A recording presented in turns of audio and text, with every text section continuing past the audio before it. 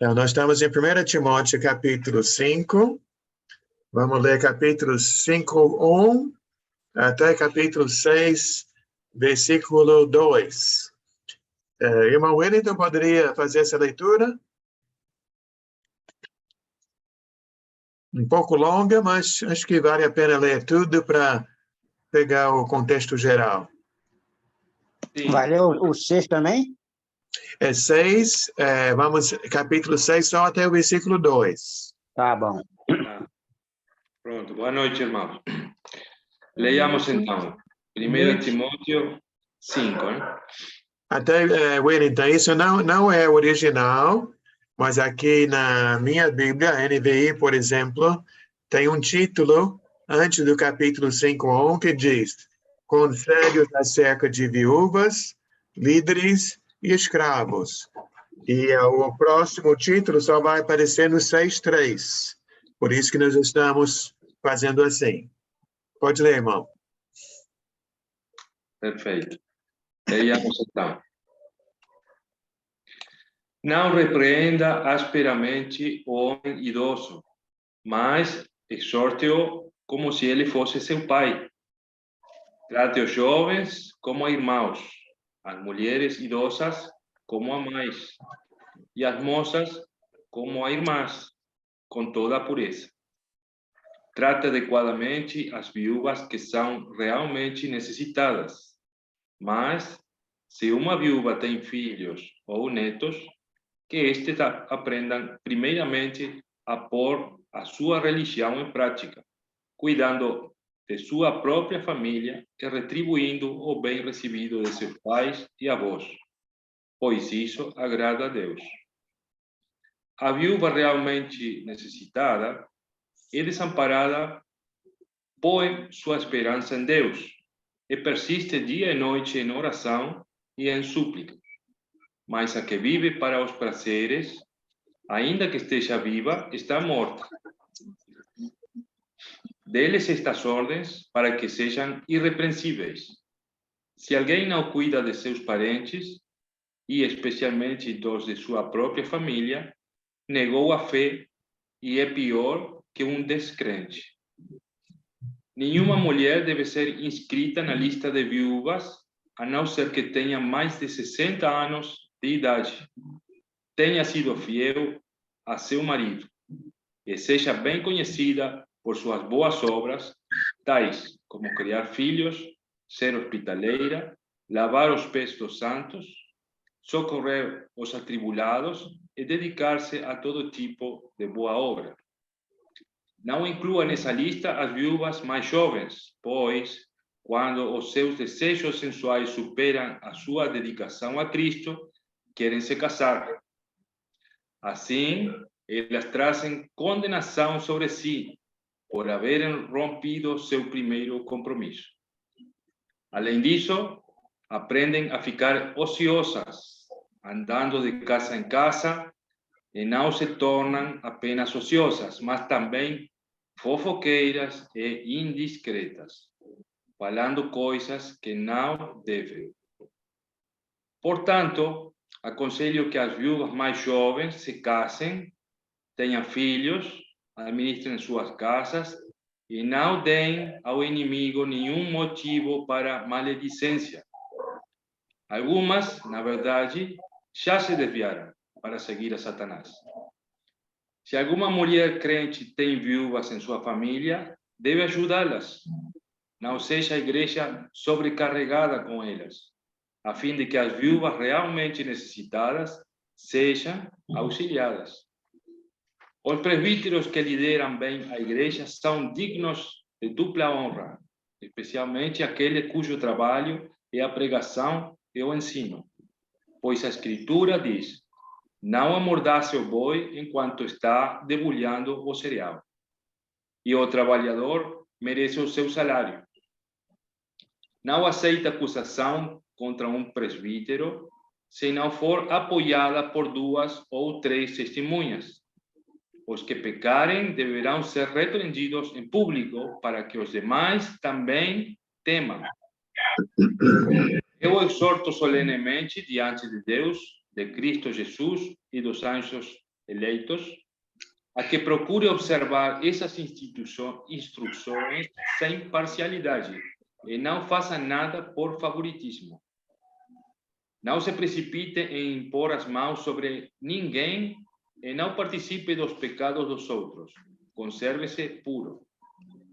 Não continue a beber somente água. Tome também pouco de vinho, por causa do seu estômago e das suas frequentes enfermidades. Os pecados de alguns são evidentes, mesmo antes de serem submetidos a julgamento, ao passo que os pecados de outros se manifestam posteriormente. Da mesma forma, as boas obras são evidentes, e as que não o são não podem permanecer ocultas. Todos os que estão sob o jugo da escravidão devem considerar seus senhores dignos de todo o respeito, para que o nome de Deus e o nosso ensino não sejam blasfemados. Os que têm senhores crentes não devem ter por eles menos respeito, pelo fato de serem irmãos. Ao contrário, devem servi-los ainda melhor, porque os que se beneficiam do seu serviço são fiéis e amados. Ensine e recomende essas coisas. Muito obrigado, irmão.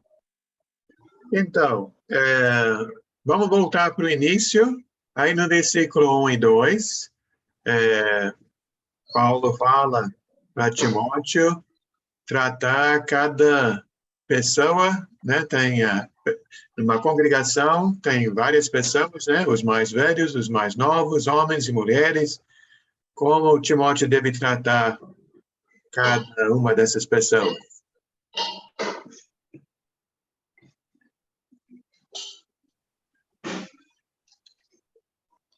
Como se fosse pai e mãe, né? Uhum. Respeito, consideração. Como se fosse na própria família, né? Respeitando pai e mãe, também os mais novos, né? Os rapazes, as moças, tratar todo mundo com respeito e com pureza. Aí, então, entramos no assunto das viúvas. Eu não sei se deu para entender aqui. Uma coisa que nós temos que lembrar, que eu não sei se em todos os países do mundo é assim, mas eu creio que a maioria é assim. Aqui no Brasil, por exemplo, né, existe o INSS, existem, né, vários benefícios para uma viúva, né, com o falecimento do marido, que geralmente ela recebe alguma coisa ou do governo federal ou estadual. Então, tem várias formas, né, de uma pessoa receber ajuda do próprio governo. Mas naquela época, nada disso existia. Então, a pessoa, para sobreviver, iria precisar da ajuda ou da família, ou, nesse caso, Paulo está dizendo que a igreja entraria para ter esse papel, né? Mas Paulo diz claramente, né? Em primeiro lugar, a família deveria assumir a responsabilidade, né? E em certos casos onde não existe a família para ajudar, e a igreja poderia exercer esse papel. Que é claro que o amor, qual seria?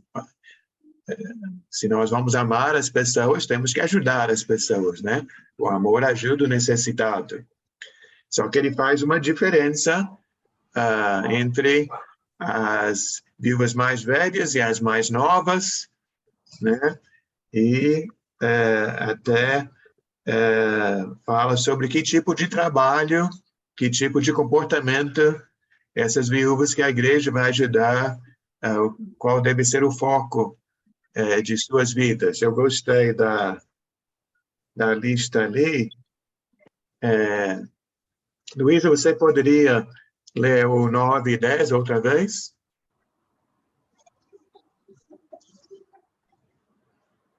não seja escrita, senão viúva, que conte ao menos 60 anos de idade, tenha sido esposa de um só marido, seja recomendada pelo testemunho de boas obras, tenha criado filhos, exercitado a hospitalidade, lavado os pés aos santos, socorrido a atribulados, se viveu na prática zelosa de toda boa obra.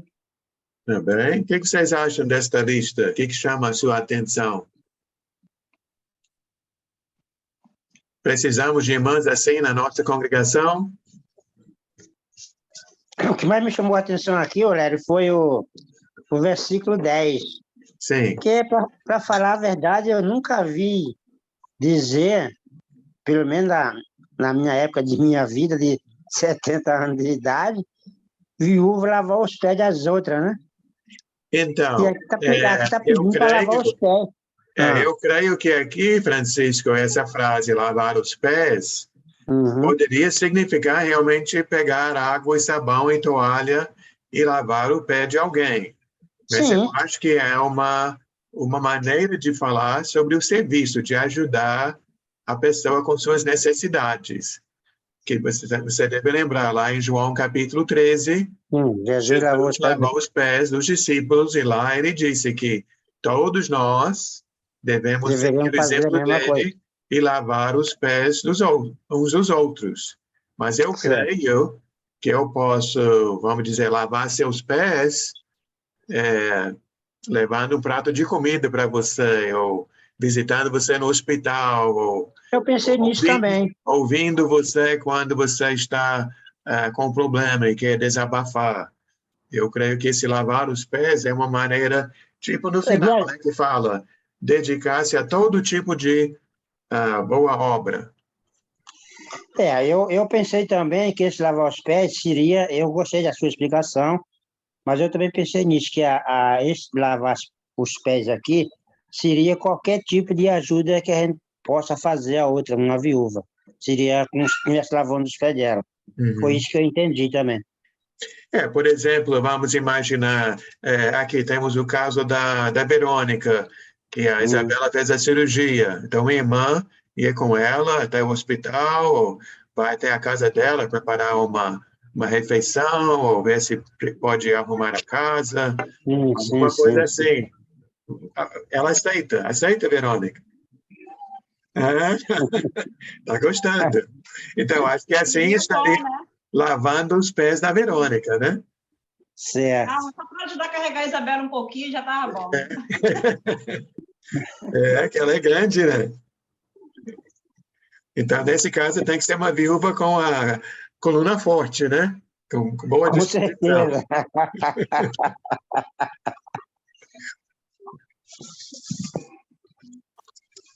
Agora, o 14 e o 15 também pegou pesado aqui, né? Então, aí já é outro caso, né? É outro caso. Paulo falou no versículo 9 sobre o grupo que a igreja está ajudando. Eu não sei, mas ele tirou esse número, né? Ele tirou o número 60. Ele diz que esse grupo deve ser de 60 para cima. Sim, aí eu não entendi. E ele falou que a mais nova, em geral, não vai ficar satisfeita de ficar sem marido. Sem casar para sempre. Isso aí. Né? Com certeza é isso. E ele deixa bem claro aqui, pois no 15, pois com efeito já algumas se desviaram seguindo a Satanás, ou seja, não pensaram em nada, entraram de cabeça e começaram na prostituição, vamos dizer assim, né? Estão servindo a Satanás já. Mas eu não sei se esse servir Satanás necessariamente quer dizer virou prostituta, mas que quer dizer que se desviou do caminho de Deus e está no mundo, ou lá abandonou a igreja, abandonou as coisas de Deus, né? Eu acho que está falando de sexo, eu acho, no meu ponto de vista. Talvez sim, talvez não, né? Mas uma coisa é certa, né, que se a igreja está ajudando a pessoa e essa pessoa não precisa trabalhar, para ganhar seu pão de cada dia, então ela vai ter mais tempo, né? Sim, Então, como ela vai usar esse tempo? com Então, se certeza. tem muito tempo, o tempo pode ser usado para coisas boas, mas também tem muito tempo, pode ser um perigo, né? Como diz aqui onde é? No 13, né? Alguns aprendem a ficar ociosas, andando de casa em casa, viram fofoqueiras, indiscretas, falando que não devem. Então, tem várias maneiras de pecar, né?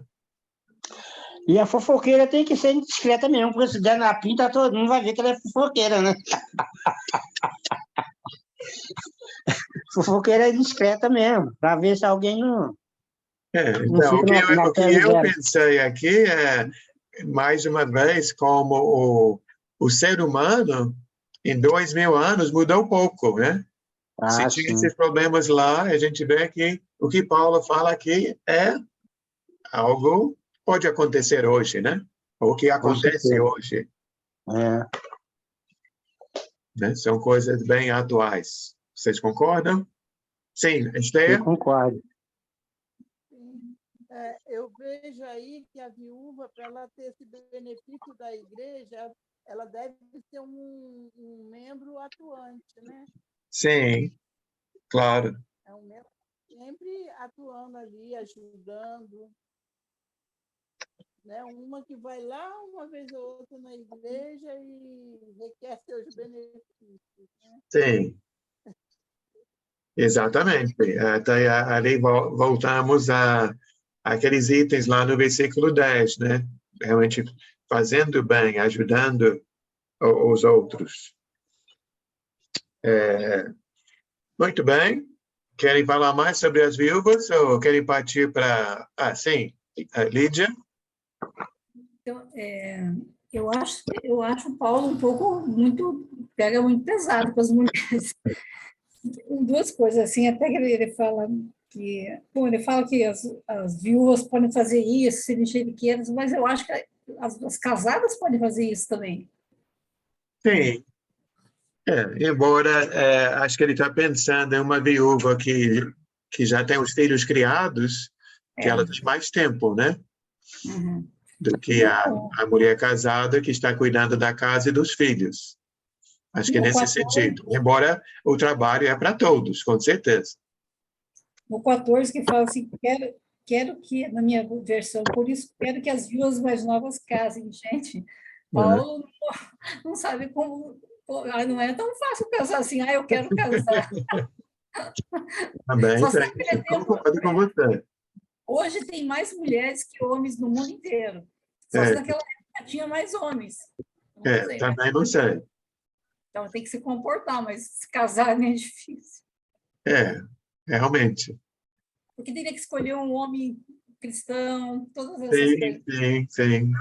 Realmente, Paulo, do jeito que Paulo escreve aqui, parece que eu quero casar amanhã, Deus vai mandar a pessoa para mim e eu caso. É, E não é tão fácil, tão simples, né? é. Muito bem, concordo. Vamos então para o versículo 17, 18, até o 20, falando sobre os presbíteros. Aqui também eu vejo coisas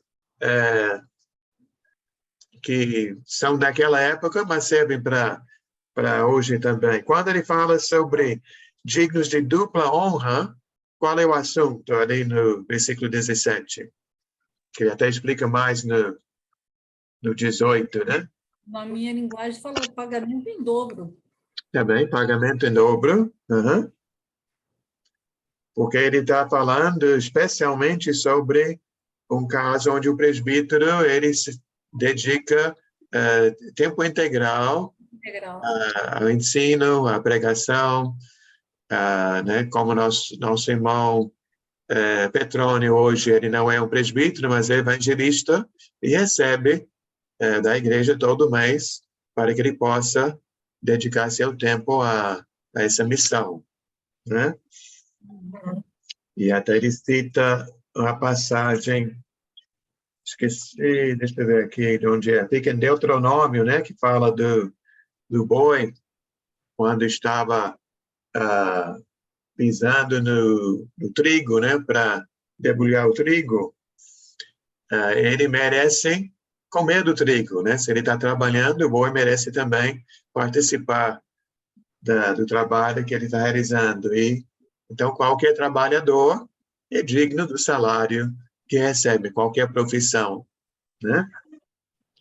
E também eu pensei que no versículo 19 também entra num assunto que acontece mesmo.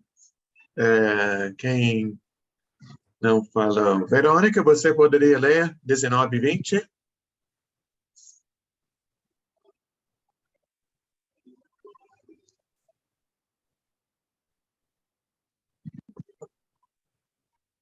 Verônica, seu microfone. Desculpa. Oi. Não aceite acusações contra um presbítero se não for apoiada por 2 ou 3 testemunhas. Os que pecarem deverão ser repreendidos em público, para que os demais também temam. Amém. Então, o presbítero pode pecar? É possível? Acontece? Acontece. Claro, todos nós falhamos, né? Não existe nenhuma pessoa perfeita. Então, o pecado pode acontecer e vai acontecer. Mas quanto às acusações, qual é a precaução de Paulo aqui? Que também pode acontecer. Que deve ter 2 ou 3 testemunhas. Por quê?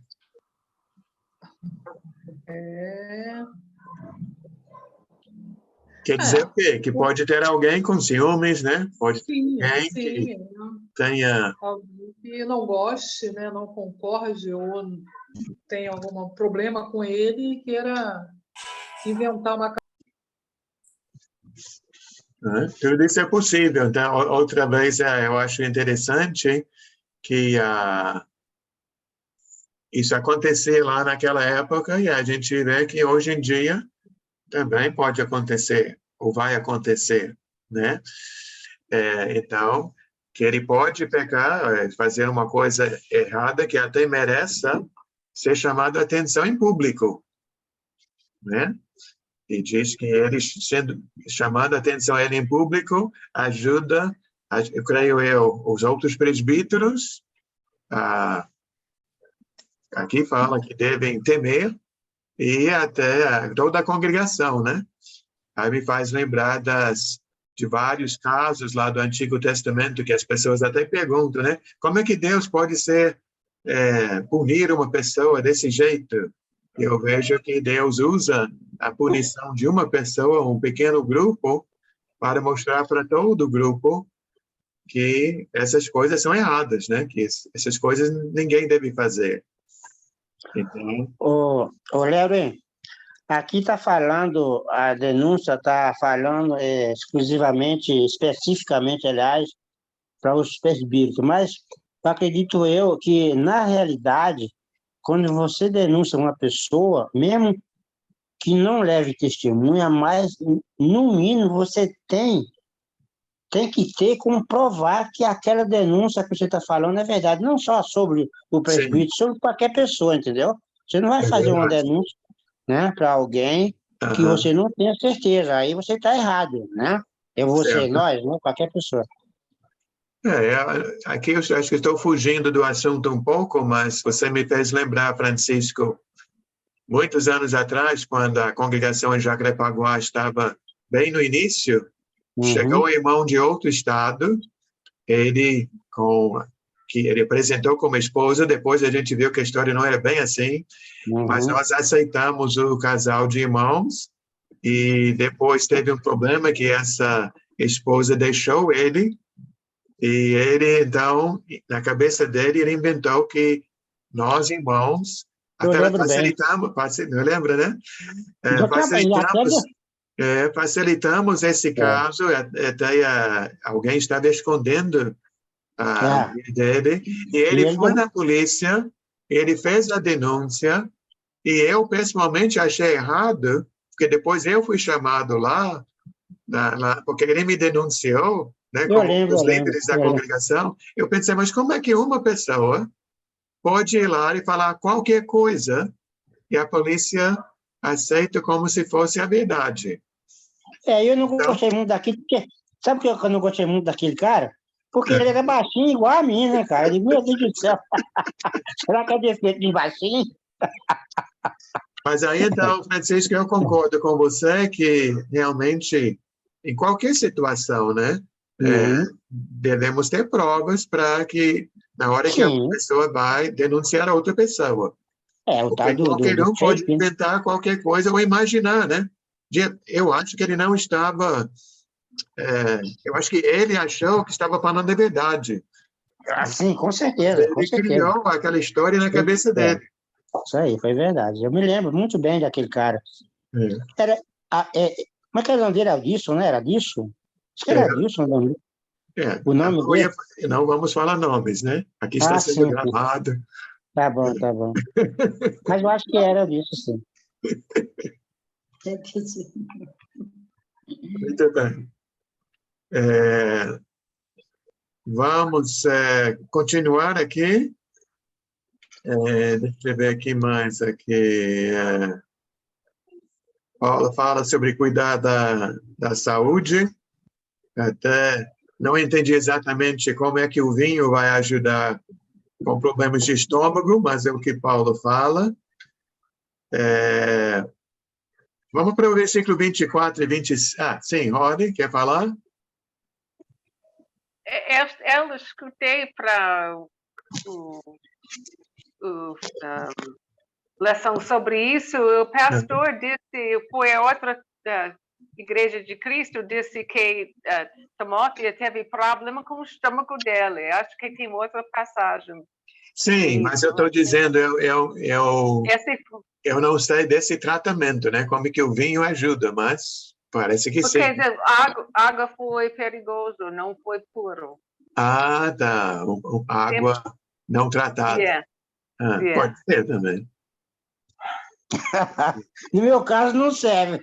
Se eu tomar o vinho, eu não sei o que é que vai acontecer. Isso. Vamos evitar o primeiro gole, né, Francisco? Isso, no meu caso é. Mas pode tomar um cálice, não faz mal, não, acho. Então, Bebida nenhuma faz mal, só saber beber.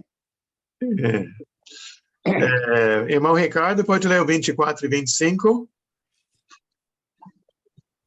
Agora, os pecados de alguns são evidentes, mesmo antes de serem submetidos a julgamento, ao passo que os pecados de outros se manifestam posteriormente. Da mesma forma, as boas obras são evidentes, e as que não o são não podem permanecer ocultas. Então, vocês concordam com Paulo? Paulo falou sobre duas coisas, né? As coisas ruins e as coisas boas. O que ele disse? Assina embaixo. Concordo. Que tudo depois de um tempo virá à tona, né? Tanto as coisas ruins que são escondidas, né? Tentam esconder, quanto as coisas boas que se fazem, que não tem como esconder. Elas vêm à luz, não tem jeito. Tá bem. Patrícia também levantou o dedo? Essa passagem me faz lembrar aquela história do joio e o trigo. Eu acho que é muito semelhante, né? Sim. E não se revela agora, mas se revela depois, né? Sim, sim. Tem coisas que vão aparecer e tem outras que vão mais para frente. Mas eu creio que aqui Paulo está falando que muitas coisas aparecem até nessa que ninguém sabe daqui a um ano, daqui a 2 anos, que aparece. É aquele caso que não existe crime perfeito, né? Também é isso, né? Muito bom. E no finalzinho aqui, Esther, você pode ler capítulo 6, 1 e 2. E boa noite, Flávia, seja bem-vinda. Boa noite. Boa noite. servos que estão debaixo de jugo considerem digno de toda honra o próprio Senhor, para que o nome de Deus e a doutrina não sejam blasfemados. Também os que têm Senhor fiel não o tratem com desrespeito, porque é irmão. Pelo contrário, trabalhem ainda mais, pois ele que partilha o seu bom serviço é crente e amado, ensina e recomenda estas coisas. Obrigado. Então, Esther, a sua fala servos, a minha Bíblia fala escravo. Eu acho que essa é a ideia da palavra original, que naquela época, né, havia escravos, e várias pessoas tinham escravos, ou várias pessoas eram escravos, e na igreja tem escravo e tem o dono de escravo, né? E qual é o conselho de Paulo para o escravo? Até, de repente, para a gente hoje, a gente pode achar isso estranho, né? Ou não aceitar o conselho de Paulo. Eles se consideram dignos, né? Tratar os senhores com honra. Aham. Sim. Wellington? Sim. Eu acho que o ponto importante aqui é não quebrar a cadeia de mando, a autoridade. A autoridade é muito importante nos homens e para Deus também. Deus, para nós, é uma autoridade. E Ele não quer que nós sejamos rebeldes contra uma autoridade. Mesmo que seja nosso amo, tá? Porque são épocas diferentes. Antes tinha escravidão, hoje tem escravidão também, mas é outro tipo de escravidão. Mas hoje tem também. E nós temos que aceitar isso e servir do melhor jeito, porque isso é o que Deus manda. Tá? E respeitar as autoridades do governo, por exemplo, seja quem for, nós sejamos de um partido político ou de outro, nós temos que aceitar isso. Eu acho que a mensagem importante de Deus é esse, respeitar a autoridade. E se é crente, mais ainda. Eu vejo que, pelo nosso comportamento, dá um bom exemplo, né? Isso é mais importante do que lutar pelos meus direitos, né? Achar que eu não aceito, né? Esse tipo de coisa. Mostrar que, em primeiro lugar, eu quero agradar a Deus e ser uma pessoa do bem. Muito bom. Alguém quer perguntar alguma coisa especial, notar alguma coisa, algo que eu pulei? Holly? Desculpa, assim, eu tenho pergunta. Primeiro, eu acho de dizer, só eu gostei do que Wellington disse, esse foi muito lindo, porque realmente, desde o início de Gênesis, é sobre organização. Deus organizou um mundo para nós, não? Ele criou pelos mandamentos e depois de Jesus, outra estrutura para nós viver nesse mundo. Infelizmente, o mundo não respeita essa organização, entende? Eles fazem de tudo que está acontecendo, mas é muito lindo tudo isso. Mas minha pergunta é, eu sei que você explicou isso, mas eu esqueci isso. Me desculpa, eu vou repetir. Por que capítulo 6 tem sobre escravos, quando deve ficar número 5, capítulo 5? Como assim? Ok, nos capítulo 6 fala sobre escravidão, não? Sim. Mas deve ficar em capítulo 5, não? O título de capítulo 5 é conselhos acerca de vives, líderes e escravos. Mas de escravos não está falado até capítulo 6. Então, qualquer livro da Bíblia, os livros foram escritos diretamente, né? Quer dizer, sem capítulos, sem versículo, uma coisa só.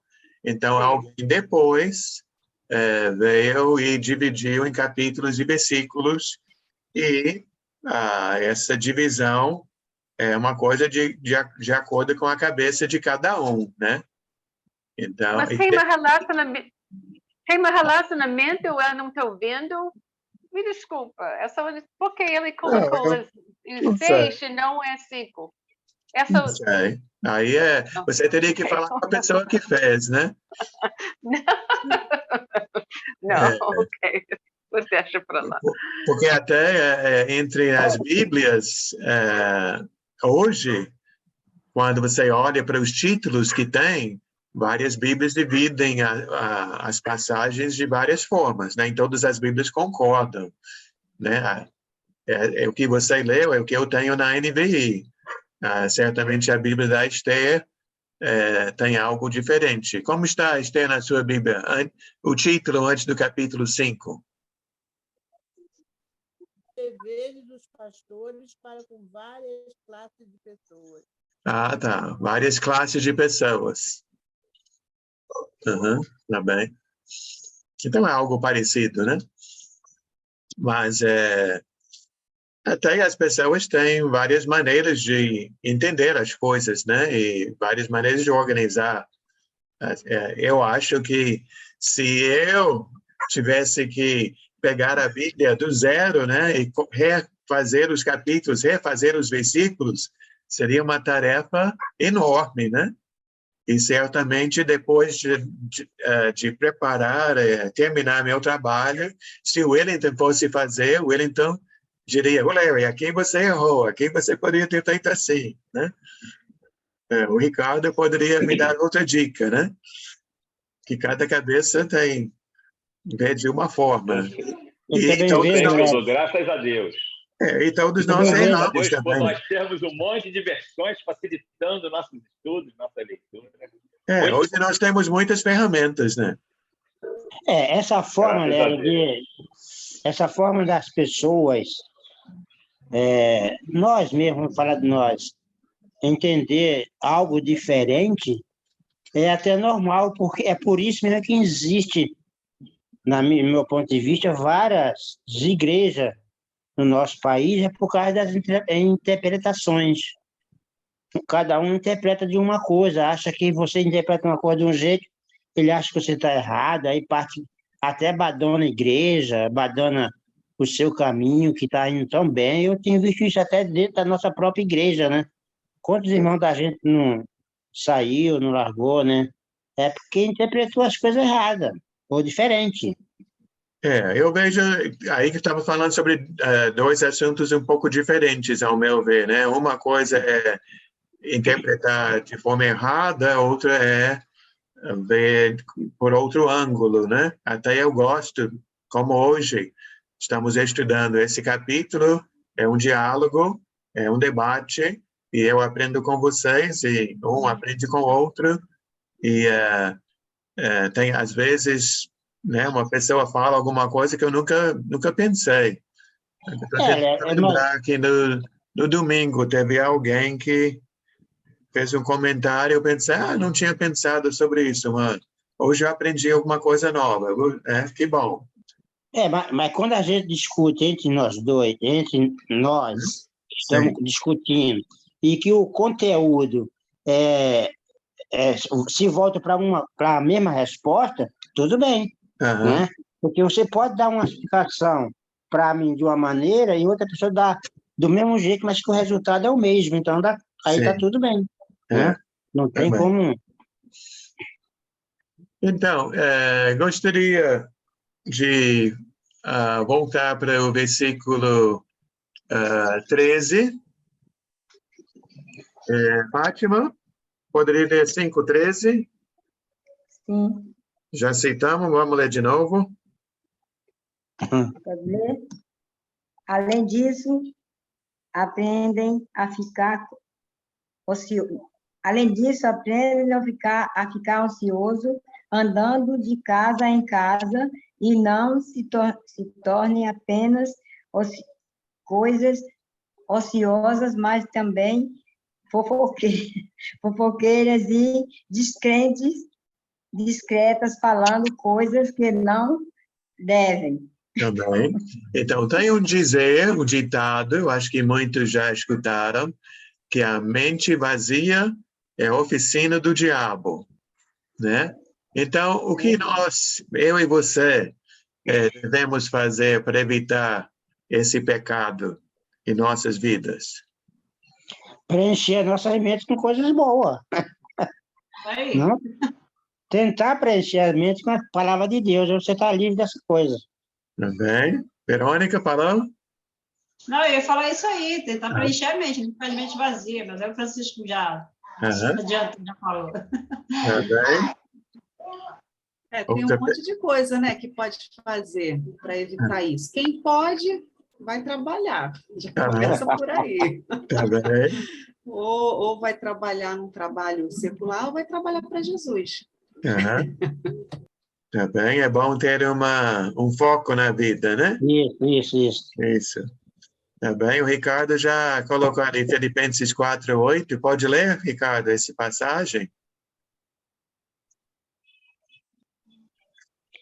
Filipenses 4:8, muito bom. Vamos lá. Como não lembrar, né, desse assunto? Então, pode até ler, capítulo 4, 8 e 9. Então, vamos lá. Pode ler? Todo mundo já achou? Eu não achei não, mas eu conheço essa história. Pode ler. Então, vamos. Finalmente, irmãos, tudo que for verdadeiro, isso é Paulo falando, tudo que for nobre, tudo que for correto, tudo que for puro, tudo que for amável, tudo que for de boa fama, se houver algo de excelente ou digno de louvor, pensem nessas coisas. Ponham em prática tudo que vocês aprenderam, receberam, ouviram e viram em mim. E o Deus da paz estará com vocês. Amém. Então, colocar coisas boas na cabeça e partir para a atividade, né? Colocar em prática. Muito bem. E quando as coisas boas entram, automaticamente as coisas ruins saem, né? Com certeza. E tem aquela lei da física, como que é? 2 corpos não ocupam o mesmo espaço? É mais ou menos assim? É isso aí, copo d'água vazio, né? Isso. Muito bom. Tem mais um aqui, versículo 20. Quem não leu, Flávia, pode ler o 20? 5:20. Sim. Os que pecarem deverão ser repreendidos em público, para que os demais também temam. Então, a pergunta que está aqui na nossa folha é: quando foi que você aprendeu com o erro de outro irmão? O erro de alguém já ajudou você?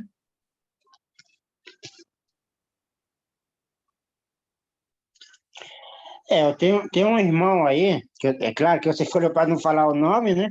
Isso. Que ele tá num erro aí, e que até agora ele está me ajudando. Ele está lá no erro, mas o erro dele está me ajudando, né? Está traindo a esposa dele e está me ajudando, porque eu sei que Papai do Céu não gosta, não quer isso, né? Também, você aprende a não fazer o que ele fez. Com certeza. Não devo fazer. Flávia? Eu também tenho a história que eu acho que eu já até contei aqui de um colega meu da outra igreja que eu frequentava, que ele tinha uma voz linda, ele cantava no louvor e ele era casado, tinha filhos assim com a esposa e tal. E aí ele teve um caso dentro da igreja, né, extraconjugal, com a menina que também era do louvor. Aí o que acontece? Foi exposto, né, diante dos irmãos. E ele ficou no banco, eles chamam de ficar no banco, não pode cantar no louvor. Os dois ficaram e proibidos de estarem no mesmo ambiente, mas continuaram na mesma igreja. O menino pegou uma doença e morreu. Não aguentou, eu acho que ele ficou tão triste essa situação de expor para a igreja. Eu acho que tem coisas, eu sei que está escrito aí, que tem que fazer, mas eu acho que tem algumas coisas que dá para ser mais discreto, entendeu? Entre os líderes. Ao invés de espalhar para toda a igreja, o irmão pecou. Não, olha, por motivos... Porque eu acredito que os líderes estão na liderança por isso, né? Não sei se eu estou errada, Léo, o que você acha? Porque eu fico com isso até hoje na minha cabeça. Já fazem anos que aconteceu com Alan. Ele era uma pessoa maravilhosa, mas eu percebo... E ele fazia louvores lindos para Deus, evangelizava e tudo, mas eu percebo que a tristeza tomou o coração dele. Ele não se perdoou, a igreja não perdoou ele continuou servindo naquela igreja, mas morreu de tristeza, porque sentiu o fardo, né? E, na verdade, Jesus, eu acho que, assim, eu não vou passar a mão por cima também do pecado de ninguém, mas eu acho que Jesus é amor, né? Deus é amor e tem que ter oportunidade, expor. Tem algumas coisas assim que eu acho que não é legal expor. Não sei, me corrige, me ensina. Bom, eu penso que cada caso é um caso e temos que saber medir as coisas, né?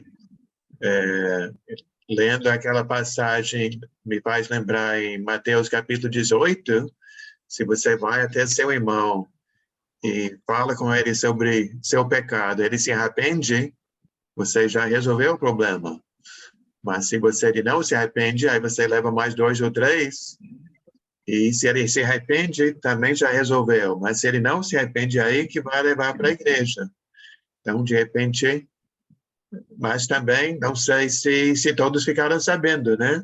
Se já estava, aí não tem como esconder. Se já aconteceu, muita gente já sabe, então cada caso é assim, né? Inclusive, uma das coisas que o pastor, na época, logo depois ele estabeleceu é que, não sei se está correto também, mas que tinha muita coisa assim, vamos orar, vamos dar as mãos, assim, era mulher com mulher e homem com homem. Principalmente existia uma questão muito ética dos casais. Os casais, né, tinham que estar entre os casais, assim, existia uma certa separação, né? Não sei se eles ficaram um pouco traumatizados, mas a pessoa fica um pouco mais tranquila, né? Sabendo que também... Certamente tem que haver cautela. É ser humano, né? Nunca se sabe. Tem que ter cautela e ter certos limites, né? Eu sei que a tentação sempre existe. Até eu me lembro, muitos anos atrás, não sei se foi um livro que eu li, mas é uma aula sobre a traição, e que falando que geralmente quando a mulher trai o marido, né, o marido trai a esposa, que geralmente é com uma pessoa que faz uma amizade com a pessoa, não porque achou bonita, né, ou só porque tem dinheiro. Geralmente não acontece pensando né, no relacionamento sexual, mas geralmente começa com uma amizade, começa com um elogio, começa com palavras, com olhar. Então, é nessa hora que a pessoa tem que cortar logo. Até uma das coisas que me ensinaram é que se é algo que você não gostaria que seu marido soubesse, ou se sua esposa soubesse, você já sabe que você ultrapassou o limite, você já foi longe demais. Se está guardando o segredo, escondendo certas coisas, você já fez o que não deveria ter feito. Então, tem que cortar logo, porque se deixar, aí que certamente o pecado vai se aprofundando, né? Sim, Patrícia. Patrícia, depois Francisco. Primeiro a Patrícia, depois você fala. Eu consigo sentir a tristeza que a Flávia sente, né, por causa desse amigo.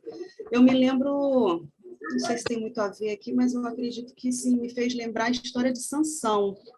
Quando eu li a história de Sansão, eu chorei muito, porque, né, um homem usado por Deus, prometido de Deus, e não teve vigilância, né? Não obedeceu, por mais que ele fosse bom, por mais que ele tivesse todos os dons, mas a Bíblia fala, né, que Deus é tão misericordioso que ele te dá os escapes. Com certeza, sabe, Flávia?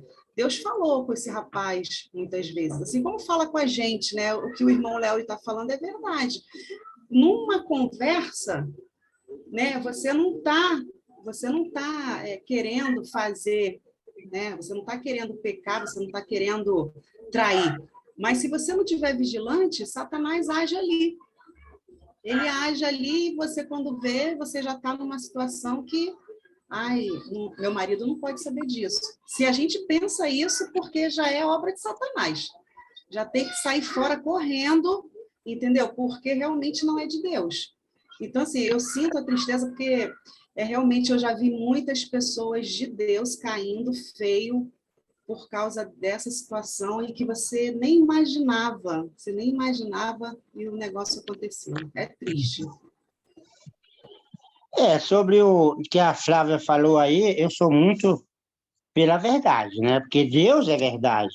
Que nem o Léo mesmo falou, quando você vê que seu irmão está no caminho errado, qual é o nosso dever? Ir lá, explicar para ele a situação. Se ele se arrepender, que nem o Léo falou, resolver o problema. Se ele não resolver, leva mais 2 irmãos ou 3. Se não se arrepender, aí eu acho que a igreja toda tem que saber, porque não vai poder ficar com a laranja podre dentro do cesto, porque pode estragar o cesto todo, entendeu? Eu acho que tem que ser falado sim. Não, na primeira instância, falar logo, não. Primeiro tentar consertar. Se não consertar, eu acho que a igreja toda tem que saber. Eu tenho visto casos, até na nossa igreja mesmo, que eu falo, gosto da verdade, tem irmão na igreja que saiu, que até hoje eu não sei qual é o motivo. Até hoje eu não sei. Eu não gosto dessa situação, mas eu também não ligo muito com isso, porque eu quero seguir a Cristo, eu quero viver a minha vida em paz. Mas tem irmão aí que até hoje eu não sei por que saiu, entendeu? Que a igreja não fala, não expõe a pessoa, entendeu? Eu acredito que a verdade tem que vir à tona, que a verdade não pode ser escondida, e um dia vai ser descoberto. Muito bem. Esse é meu ponto de vista. Eu concordo, porque, como diz lá, não lembro qual foi o capítulo que a gente estudou, que fala, né, daqueles que tentam levar a gente para a doutrina errada. De repente, até essas pessoas que caíram, e se a gente não souber o porquê que caiu, vai enganar, vai falar. Aí você vê, nossa, mas ele pregava tão bem, ele era uma bênção. E aí ele pode inventar uma mentira, a igreja não sabe, ele carrega um monte de alma com ele. Então, esse passo a passo aí, né, que vocês estão falando, eu concordo. Tem que conversar, conversar, e se ele não tomar jeito, levar mais 2, e aí fazer o que tem que ser feito, né? Eu acho que a igreja toda tem que saber, os irmãos todos têm que saber do que está acontecendo, principalmente quando se trata de pecado dentro da igreja, que a gente não pode viver no pecado. Mas, ô Francisco, esses que saíram da nossa igreja, de repente ninguém nem sabe por que saíram também, não deve ter falado nada, saíram... Também, pode ser. Também não deve saber. Pode ser também, Tá bom. Eu tenho uma oração aqui na nossa apostila que eu gostaria de ler. E depois vamos ter nosso tempo de oração. Senhor, nosso Deus, fazemos parte da sua família. Ajude-nos, Senhor, a pensar nas necessidades de cada irmão e cada irmã. Sabemos que cada irmão é importante. Queremos ser usados por Ti para servir e encorajar nossos irmãos. Queremos ser puros e agradar ao Senhor em tudo que fazemos. Este é nosso pedido que fazemos agora, por meio de Jesus, nosso Redentor. Amém. Amém. Então, se Deus permitir, semana que vem, vamos continuar aqui no capítulo 6, versículo 3. Eu vou parar a gravação.